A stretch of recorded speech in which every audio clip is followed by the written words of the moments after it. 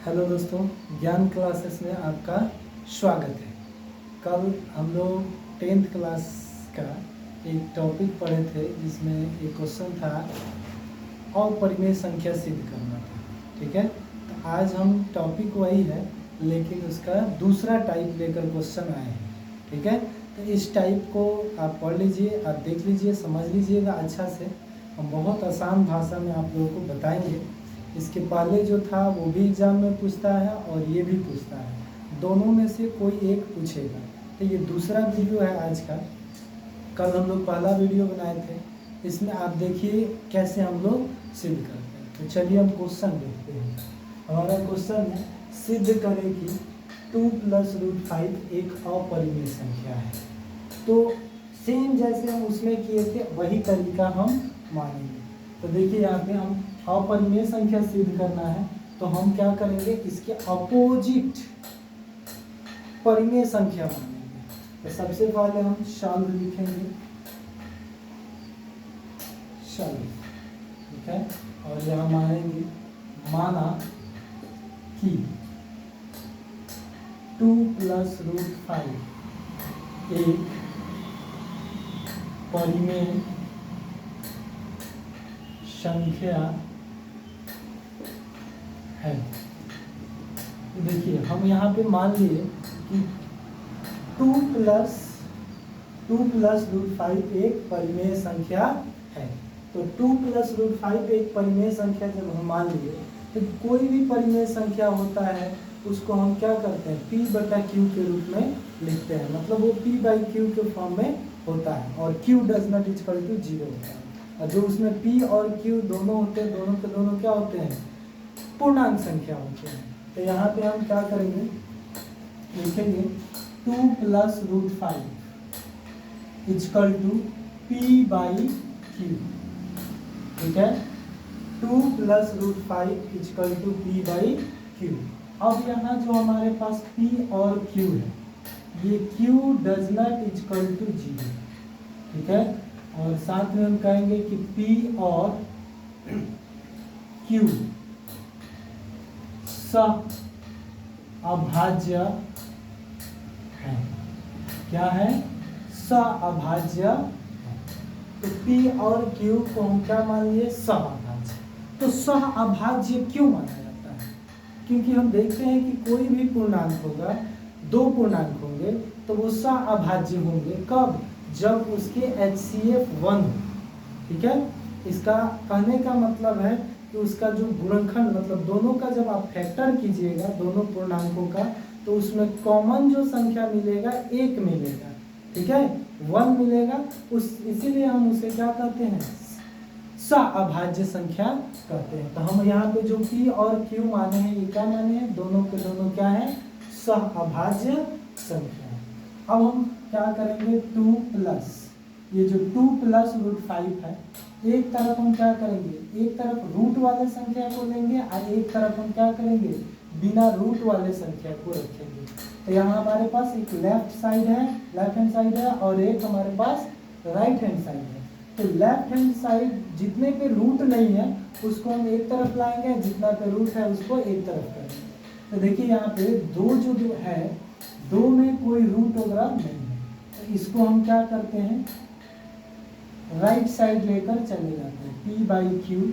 अब इधर ये प्लस में है, इधर आएगा तो क्या हो जाएगा, माइनस में। और ये लेफ्ट साइड के लेफ्ट साइड रहती है। अब देखिए यहाँ पे जिस पे रूट था वो एक तरफ हो गया, जिस पे नहीं था वो एक तरफ हो गया। तो इसको हम सॉल्व करेंगे, √5 Q LCM ले लेंगे। यहाँ पे हमारा क्या हो जाएगा, P और LCM लेते हैं तो यहाँ पे कुछ नहीं है तो 1 है। तो 1 से जब हम डिवाइड देंगे किसमें, Q में, तो ये क्या हो जाएगा, Q ही भागफल आएगा। उस Q का हम 2 में क्या करेंगे, मल्टीप्लाई कर देंगे। तो 2 Q का 2 में मल्टीप्लाई होगा तो 2Q हो जाएगा। अब आप यहाँ देखिए, ये P - 2Q/Q। तो यहाँ पे हम जानते हैं कि P भी एक पूर्णांक है और Q भी एक पूर्णांक है। ठीक है, तो हम यहाँ पे हमारे पास जो है इसको हम क्या मान लेंगे, समीकरण 1। अब हम जानते हैं कि चूंकि P क्या है, पूर्णांक है, Q क्या है, पूर्णांक है, तो उसके साथ कोई पूर्णांक गुणा होगा तब भी वो क्या मिलेगा, पूर्णांक ही मिलेगा। मतलब अगर हम देखते हैं कि किसी एक पूर्णांक में कोई दूसरे पूर्णांक से हम मल्टीप्लाई करते हैं तो हमारा क्या मिलेगा, एक जो उसका प्रोडक्ट मिलेगा वो क्या मिलेगा, पूर्णांक ही मिलेगा। तो अब आप यहाँ देखिए कि ये P एक पूर्णांक है, Q एक पूर्णांक है, तो अगर हम 2Q करते हैं तभी ये पूर्णांक होगा, और दूसरे पूर्णांक, पहले पूर्णांक में से कोई दूसरा पूर्णांक घटता है तो तीसरा जो मिलता है वो भी क्या मिलता है, पूर्णांक ही मिलता है। ठीक है, तो यहाँ पे हम देखेंगे तो लिखेंगे क्या कि चूंकि P और Q एक, P और Q दोनों पूर्णांक है, दोनों पूर्णांक है, क्योंकि हम परिमेय संख्या में जानते हैं कि क्या होता है, P और Q दोनों के दोनों क्या होते हैं, पूर्णांक होते हैं। तो P और Q दोनों पूर्णांक हो गए, इसलिए 2Q भी एक पूर्णांक होगा, 2Q भी एक पूर्णांक होगा।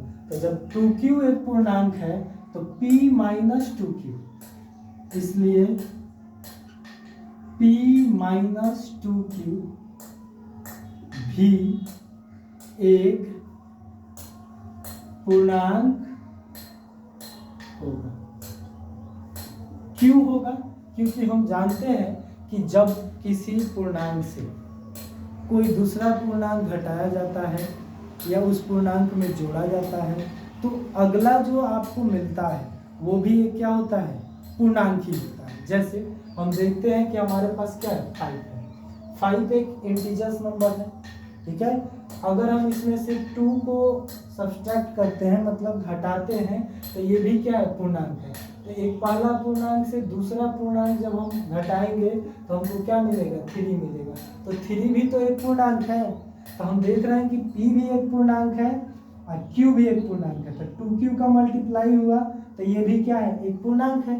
तो जब हम एक पूर्णांक से दूसरा पूर्णांक को घटा रहे हैं तो घटाने के बाद जो मिलेगा वो भी क्या मिलेगा, एक पूर्णांक मिलेगा। ठीक है, तो जब ये पूर्णांक मिला तो यहाँ पे हमारे पास क्या है, हम एक पूर्णांक में दूसरे पूर्णांक से भाग दे रहे हैं। तो जब एक पूर्णांक से दूसरे पूर्णांक में भाग दिया जाता है तो जो हमको मिलता है वो क्या कहलाता है, परिमेय संख्या कहलाता है। ठीक है, तो एक पूर्णांक से दूसरे पूर्णांक में हम यहाँ पे भाग, जो समीकरण 1 में आया है, समीकरण 1 में यहाँ पे हम देख रहे हैं कि एक पूर्णांक से दूसरे पूर्णांक में भाग दिए हैं। ठीक है, तो ये क्या हो गया, परिमेय संख्या हुआ ना। तो हम यहाँ पे लिख लेंगे, इसलिए P minus 2Q by Q एक परिमेय संख्या है। क्या है, एक परिमेय संख्या है। चलिए अब यहां से हम इधर देखेंगे तो P minus 2Q by Q एक परिमेय संख्या है। तो ये हमारा क्या हो गया, परिमेय संख्या। लेकिन हम इस समीकरण 1 में देखेंगे, समीकरण 1 में क्या है, P minus 2Q by Q equal to √5। अब ये जो √5 है, ये √5 क्या है, एक अपरिमेय संख्या है। तो यहाँ तो हम देख रहे हैं कि परिमेय संख्या है, लेकिन यहाँ देख रहे हैं कि इतना बराबर क्या है, अपरिमेय संख्या है।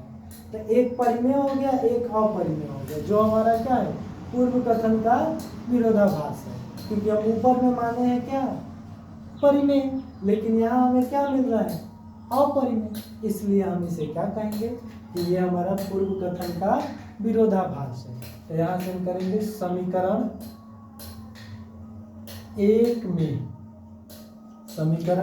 1 में P minus 2Q by Q equal to √5 है, जो कि एक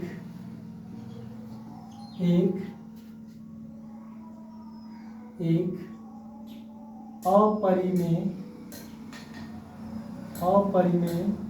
संख्या है, जो कि एक अपरिमेय संख्या है। इसलिए अपरिमेय संख्या है, इसलिए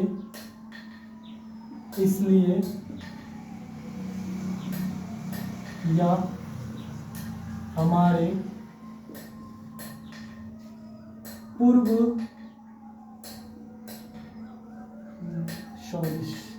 इसको अलग लिख लेते हैं यहाँ पे, इसलिए हमारे पूर्व कथन का विरोधाभास है। और पूर्व कथन में हम क्या मान चुके हैं? पूर्व कथन में मान चुके हैं कि ये जो है हमारा क्या है, परिमेय संख्या है। तो यहाँ पे तो हमारा पूर्व कथन में ये परिमेय संख्या मिल रहा है, लेकिन ये क्या मिल रहा है, अपरिमेय संख्या। तो ये हमारा पूर्व कथन का विरोधाभास है, इसलिए हमारा पूर्व कथन क्या है, गलत है। इसलिए हमारा पूर्व कथन मतलब पहले का कथन, पूर्व कथन गलत है। अतः तो जब हमारा पूर्व कथन गलत हो गया तो पूर्व कथन में हम क्या माने हैं कि 2 + √5 एक परिमेय संख्या है। तो ये बात जब गलत हो गया, इसका मतलब ये क्या होगा, अपरिमेय संख्या होगा। तो यहाँ पे हम क्या कर देंगे, अतः 2 + √5 एक अपरिमेय संख्या है, अपरिमेय संख्या है, जो कि आपका क्या हो गया, प्रूव्ड हो गया। ठीक है। देखिए, अगर ये तो हम लोग कर लिए, पहले क्वेश्चन जो बताए थे उससे ये क्वेश्चन क्या है, छोटा है। ठीक है, तो कभी वो पूछ लेता है, कभी ये पूछ लेता है। ठीक है, तो इस तरह से बहुत सारे क्वेश्चन आपको मिल जाएंगे। जैसे आपको होमवर्क के तौर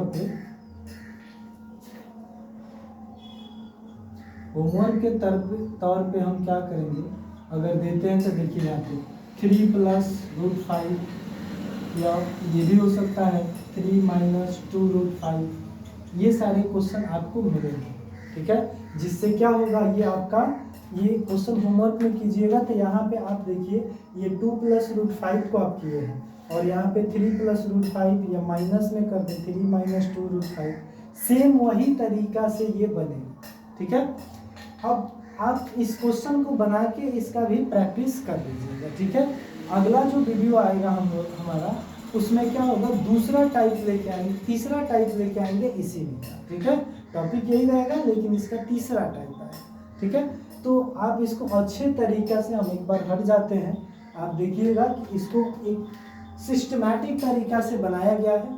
आप अच्छे तरीक़ा से एक बार इसको ध्यान से देख लीजिएगा, ना हो तो आप स्क्रीनशॉट ले सकते हैं और लेकर इसको बार बार, अगर एक बार में वीडियो देखने से समझ में नहीं आता है तो आप कम से कम 2-3 बार वीडियो देखिए, आराम से समझ में आ जाएगा। एक बार जब समझ में आ जाएगा तो एग्जाम में एकदम फोड़ के आइएगा ये क्वेश्चन। ठीक है, तो ये क्वेश्चन आप लोगों का था। ठीक है, तो आज के लिए हम इतना ही पे एक ही क्वेश्चन करेंगे। ठीक है, अब आपको क्या करना है कि हमारा जो ज्ञान क्लासेस है, इस ज्ञान क्लासेस में मैट्रिक 9th और 10th के अलावा, जैसे आप ITI करना चाहते हैं 10th के बाद, पॉलिटेक्निक करना चाहते हैं, पारा मेडिकल करना चाहते हैं, तो उसके लिए भी 9th 10th के साथ साथ भी तैयारी कराया जाता है। तो आप हमसे जुड़िए, ज्ञान क्लास से जुड़िए, ऑफलाइन बैच से जुड़िए और आइए यहाँ पे, बहुत बेहतर तरीक़ा से आपको एक काबिल मतलब इंसान बना के यहाँ से भेजा जाएगा, जिसके चलते आपका एडमिशन पारा मेडिकल, ITI कॉलेज या आपका पॉलिटेक्निक कॉलेज, इन सारे में हो सके। तो इस क्वेश्चन को आप कर लीजिएगा, बोर्ड के व्यू से ये बहुत इम्पोर्टेंट है। चलिए थैंक यू।